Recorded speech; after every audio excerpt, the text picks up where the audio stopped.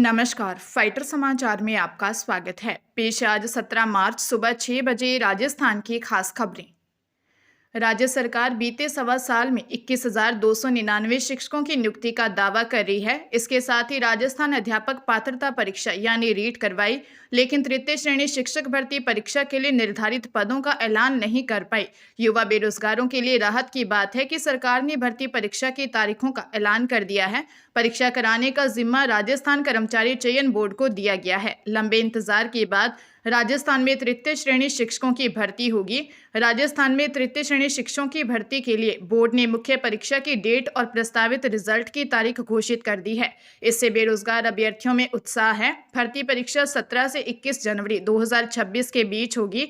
परीक्षा परिणाम 10 जुलाई 2026 को घोषित किया जाएगा। इस परीक्षा में रीट पात्रता परीक्षा में सफल अभ्यर्थी ही बैठ सकेंगे। हालांकि अभी भर्ती पदों की संख्या सामने नहीं आ पाई है। शिक्षा विभाग से अब तक रिक्त पदों की किसी भी तरह की सूचना प्राप्त नहीं हुई है। राजस्थान के इतिहास में पहली बार ऐसा हो रहा है कि पुलिस कर्मियों ने होली नहीं मनाई। प्रदेश के कई जिलों में राजस्थान पुलिस के जवानों ने अपनी मांगों को लेकर होली का बहिष्कार किया। ऐसे में अब पूर्व सीएम अशोक गहलोत भी होली का बहिष्कार करने वाले पुलिसकर्मियों के समर्थन में उतर आए हैं। गहलोत ने सीएम भजनलाल शर्मा से पुलिसकर्मियों की मांगों पर सकारात्मक फैसला लेने की अपील की है। बता दें कि राजधानी जयपुर सहित उदयपुर, अजमेर, हनुमानगढ़ और राजसमंद में पुलिस कर्मियों ने सामूहिक रूप से होली नहीं खेली। दरअसल लंबे समय से चली आ रही पुलिस कर्मियों की मांगों पर अभी तक कोई फैसला नहीं हुआ है। ऐसे में पुलिस कर्मियों ने होली नहीं मनाने का फैसला लिया। हालांकि कुछ जिलों में पुलिस कर्मियों ने होली मनाई। राजधानी जयपुर के फागी कस्बे में एक थार गाड़ी ने बाइक को टक्कर मार दी। हादसे में 2 लोगों की मौत हो गई। जानकारी के अनुसार मालपुरा की तरफ से आ रही तेज रफ्तार थार ने आगे चल रही बाइक को टक्कर मार दी। ओवर स्पीड के कारण कार असंतुलित हो गई थी। हादसे में बाइक सवार 2 लोगों की मौके पर ही मौत हो गई। मृतकों में एक की पहचान हरजी निवासी बालापुरा, गुजराना, मलिकपुर, मालपुरा के रूप में हुई है। सूचना पर फागी थाना पुलिस मौके पर पहुंची और शवों को एम्बुलेंस से फागी उप जिला अस्पताल की मोर्चरी में रखवाया। हादसा जयपुर भीलवाड़ा मेगा हाईवे पर फागी लसाड़िया मोड़ पर हुआ। पुलिस हादसे की जांच कर रही है। प्रदेश की अदालतों का समय बदल गया है। हाईकोर्ट से लेकर प्रदेश की अधीनस्थ अदालतें अब सुबह की शिफ्ट में चलेंगी। हाईकोर्ट में सुबह 8 बजे से लेकर दोपहर 1 बजे तक और अधीनस्थ अदालतों में सुबह 8 बजे से लेकर दोपहर 12:30 बजे तक सुनवाई होगी। अदालतें 27 जून तक मॉर्निंग शिफ्ट में काम करेंगी। प्रदेश में अदालतों की स्थापना के बाद से ही गर्मियों में कोर्ट्स मॉर्निंग शिफ्ट में संचालित होती हैं। जुलाई से फिर अदालतें अपने रूटीन समय पर संचालित होंगी। नई समय सारिणी के तहत हाईकोर्ट में रजिस्ट्री और अधीनस्थ न्यायालयों में कार्यालय का समय सुबह 7:30 बजे से दोपहर 1 बजे तक रहेगा।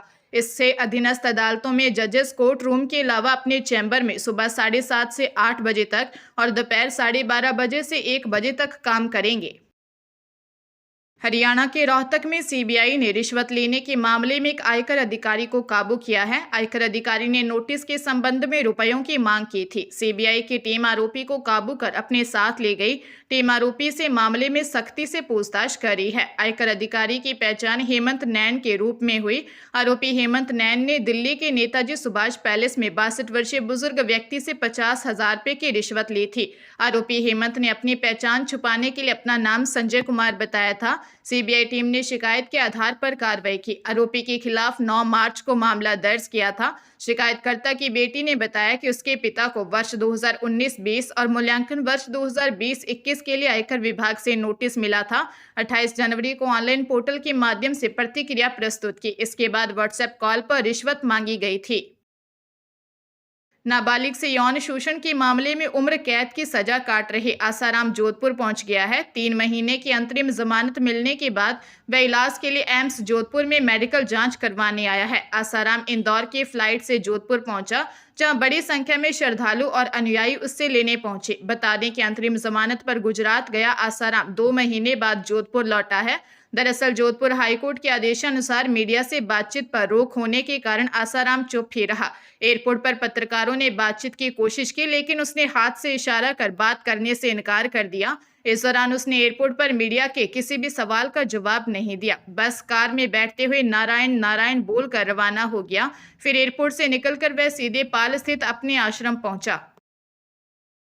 जोधपुर में केंद्रीय मंत्री गजेंद्र सिंह शेखावत के काफिले की कार के कांच तोड़ने के मामले में अब नया अपडेट सामने आया है। पुलिस पूछताछ में सामने आया है कि कैबिनेट मंत्री गजेंद्र सिंह शेखावत के काफिले की कार पर जानबूझकर हमला नहीं किया गया था, बल्कि गलती से कार का कांच टूट गया था। बताने की मंडौर थाना प्रभारी किशनलाल बिश्नोई खुद इस मामले की जांच कर रहे हैं। बताने की मंडौर क्षेत्र के रावजी की गेर में केंद्रीय मंत्री गजेंद्र सिंह शेखावत के काफिले में शामिल स्पेयर कार पर कांच पर किसी ने हॉकी से तोड़ दिए थे। इस घटना से पुलिस महकमे में हड़कंप मच गया था। गहन जांच के बाद मंडौर पुलिस ने 2 लोगों को हिरासत में लिया और पूछताछ शुरू की। पूछताछ में नगोरी बेरा निवासी प्रमोद कछवाहा ने स्वीकार किया कि कार पर हॉकी से हमला करने का कोई इरादा नहीं था। जब वो जा रहे थे तभी गलती से कार का कांच टूट गया था। पुलिस प्रमोद की मोबाइल के साथ उसके रिकॉर्ड खंगालने में जुटी है।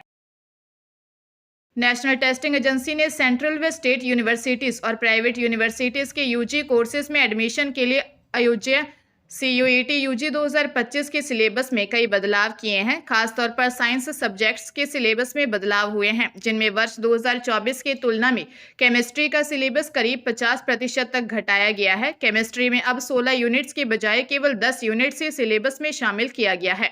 फिजिक्स में सिलेबस में अब 10 यूनिट्स की बजाय 9 यूनिट्स ही सिलेबस में हैं। हालांकि मैथमेटिक्स तथा बायोलॉजी के सिलेबस में कोई विशेष बदलाव नहीं किए गए हैं। पिछले वर्ष 2024 में केमिस्ट्री में 16 यूनिट रखे गए थे, जिनके कारण से सिलेबस काफ़ी लेंथी हो रहा था, जिसके कारण से स्टूडेंट्स लगातार यूनिट्स कम करने की मांग कर रहे थे। ऐसे में इस साल सिलेबस में 6 यूनिट कम कर दिए गए हैं। राजस्थान शिक्षा विभाग के शासन सचिव कृष्ण कुणाल की अध्यक्षता में शिक्षा संकुल में आयोजित राज्य पुस्तकालय समिति की बैठक हुई, जिसमें प्रदेश में सार्वजनिक पुस्तकालयों के विकास एवं सुदृढ़ीकरण हेतु प्रदेश में ग्राम पंचायत स्तर पर सार्वजनिक पुस्तकालय खोले जाने का निर्णय लिया गया, जो कि राजा राम मोहन राय पुस्तकालय प्रतिष्ठान कोलकाता की सहायता से शुरू किए जाएंगे। बैठक में वर्ष 2024-25 हेतु सार्वजनिक पुस्तकालयों के भवन निर्माण, विस्तार, सोलर प्लांट, फर्नीचर एवं राज्य व मंडल स्तरीय सेमिनारों पर प्रतिष्ठानों की योजना अंतर्गत आर्थिक सहायता पर भी चर्चा हुई। इसके तहत प्रतिष्ठान द्वारा राज्य को कुल 3 करोड़ 42 लाख रुपए की सहायता स्वीकृत की गई, जिसमें राज्य सरकार की ओर से 1 करोड़ 37 लाख रुपए दिए जाएंगे।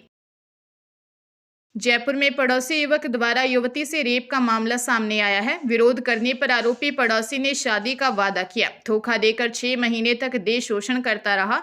जयसिंहपुरा खोर थाने में 24 वर्षीय युवती ने दी रिपोर्ट में बताया कि कॉलोनी में रहने के कारण आरोपी को जानती थी। रास्ते में आने जाने के दौरान आरोपी ने उससे बातचीत कर दोस्ती कर ली। मिलने बुलाकर आरोपी ने उसके साथ जबरदस्ती की।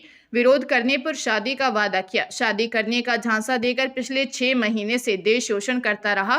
प्रेग्नेंट होने पर पीड़िता के दबाव बनाने पर शादी करने से मना कर दिया। शादी की कहने पर मारने पीटने की धमकी देने लगा।